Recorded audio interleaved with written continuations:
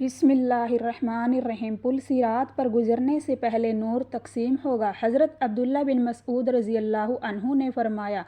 کہ ایمان والے مردوں اور عورتوں کو ان کے اپنے اپنے اعمال کے برابر نور تقسیم ہوگا، جس کی روشنی میں پل صراط پر سے گزریں گے، اور یہ نور اللہ تعالیٰ کی طرف سے جنت کا راستہ بتانے والا ہوگا۔ ان میں سے کسی کا نور پہاڑ کے برابر ہوگا اور کسی کا نور کھجور کے پیڑ کے برابر ہوگا، اور سب سے کم نور اس شخص کا ہوگا جس کا نور صرف انگوٹھے پر ٹمٹماتے چراغ کی طرح ہوگا، جو کبھی بجھ جائے گا اور کبھی روشن ہو جائے گا۔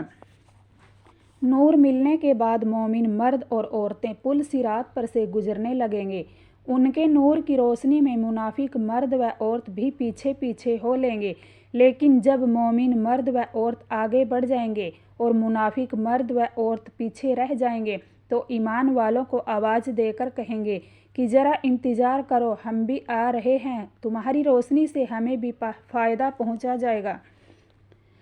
اور ہم بھی آگے بڑھ چلیں گے۔ ایمان والے جواب دیں گے، یہاں اپنا ہی نور کام دیتا ہے، دوسرے کے نور سے فائدہ پہنچانے کا قانون نہیں ہے، جاؤ واپس اپنے پیچھے، جہاں نور تقسیم ہوا تھا وہیں ڈھونڈو۔ چنانچہ منافق مرد و عورت نور لینے کے لیے واپس ہوں گے، لیکن وہاں کچھ نہ ملے گا، اسی لیے پھر ایمان والوں کا سہارا لینے کے لیے دوڑیں گے،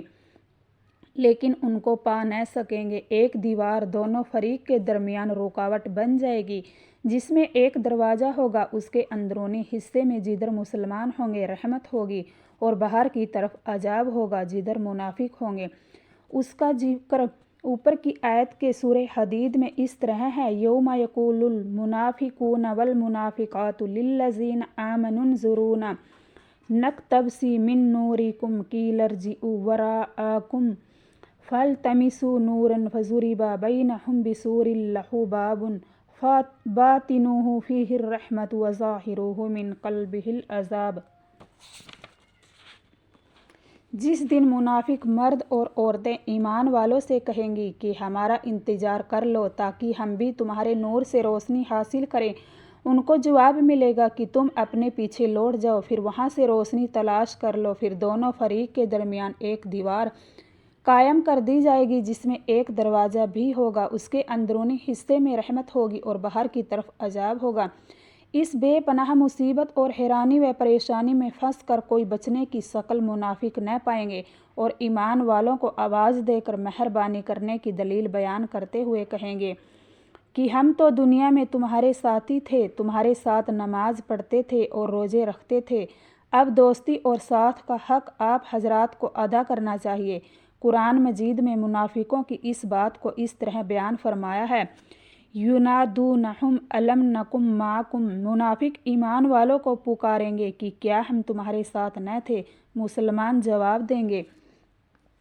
بلیٰ وَلَکِنَّکُم فَتَنتُمْ أَنفُسَکُم وَتَرَبَّصْتُمْ وَارْتَبْتُمْ وَغَرَّتْکُمُ الْأَمَانِیُّ حَتَّىٰ جَاءَ أَمْرُ اللہِ وَغَرَّکُم بِاللہِ الْغُرُورُ۔ ہاں، یہ تو صحیح ہے کہ تم دنیا میں ہمارے ساتھ تھے، لیکن ریاست و مصلحت کی وجہ سے ساتھ ہو گئے، دل سے ساتھ نہ تھے۔ تم نے اپنی جانوں کو نفاق کے فتنے میں ڈال کر ہلاک کیا، اور تم انتظار میں رہا کرتے تھے کہ دیکھیے محمد صلی اللہ علیہ وسلم اور ان کے ساتھی کب ختم ہو، اور تم کو اسلام کے حق ہونے میں شک رہا، اور تم کو بے ہودہ تمناؤں نے دھوکے میں ڈال رکھا تھا، یہاں تک کہ تم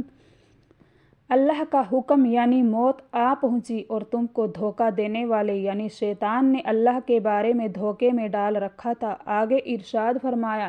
فَالْيَوْمَ لَا يُؤْخَذُ مِنْکُمْ فِدْیَةٌ وَلَا مِنَ الَّذِینَ کَفَرُوا مَأْوَاکُمُ النَّارُ ہِیَ مَوْلَاکُمْ وَبِئْسَ الْمَصِیرُ۔ تو آج نہ قبول کیا جائے گا تم سے جان کا بدلہ، اور نہ تمہارے علاوہ ان سے جو اعلانیہ کافر تھے، تم سب کا ٹھکانہ دوزخ ہے، وہی تمہارا ساتھی ہے اور وہ برا ٹھکانہ ہے۔